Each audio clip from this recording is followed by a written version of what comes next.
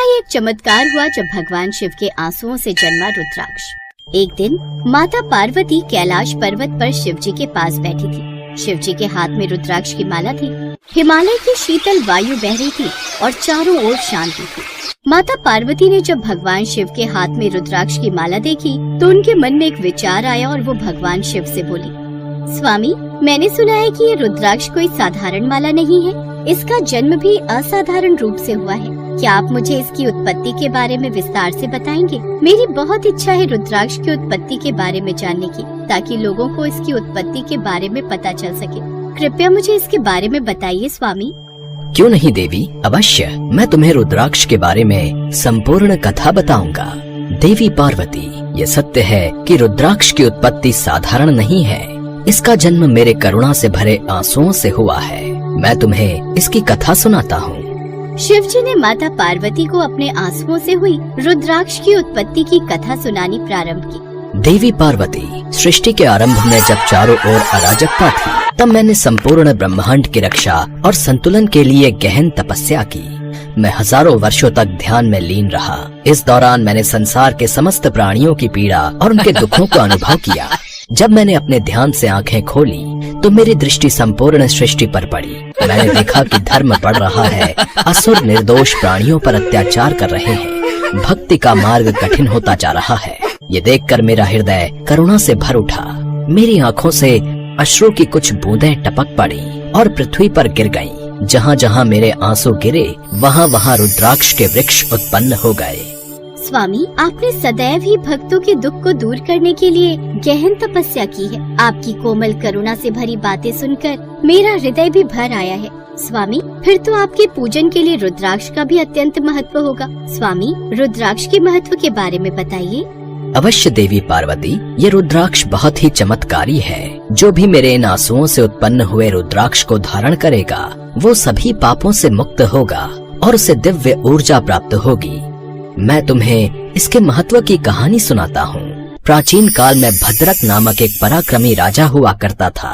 वो बहुत धर्मपरायण परंतु भोग विलास में लिप्त रहने वाला था। उसके राज्य में संपत्ति और वैभव की कोई कमी नहीं थी, लेकिन उसके मन में सदैव अशांति बनी रहती थी। एक दिन राजा भद्रक ने सोचा, मेरे पास सब कुछ है, फिर भी मन में इतनी बेचैनी क्यों बनी रहती है। ये सोचकर वो अपने गुरुओं और विद्वानों के पास गया, लेकिन उसे समाधान नहीं मिला। राजा भद्रक एक दिन वन में शिकार करने गया। वहाँ उसकी भेंट एक तेजस्वी महर्षि से हुई जो तपस्या में लीन थे। राजा ने उनके पास जाकर अपनी व्यथा सुनाई और पूछा, हे महर्षि, मेरे पास सब सुख सुविधाएं हैं, फिर भी मुझे मानसिक शांति क्यों नहीं मिलती। हे राजन, तुम्हारी ये व्याकुलता तभी शांत होगी जब तुम भगवान शिव का आशीर्वाद प्राप्त करोगे। इसके लिए तुम्हें एक विशेष चीज धारण करनी होगी जिसका नाम है रुद्राक्ष। रुद्राक्ष? हाँ राजन, रुद्राक्ष जो भगवान शिव के अश्रु से उत्पन्न हुआ है।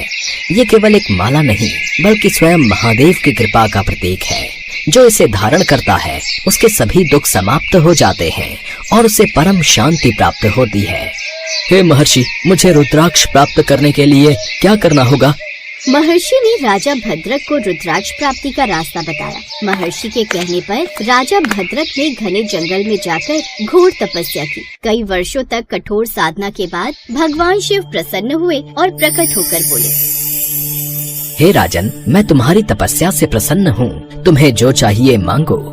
हे प्रभु, मैं केवल आत्मिक शांति चाहता हूँ। कृपया मुझे ऐसा उपाय बताइए जिससे मेरा चित्त शांत हो जाए।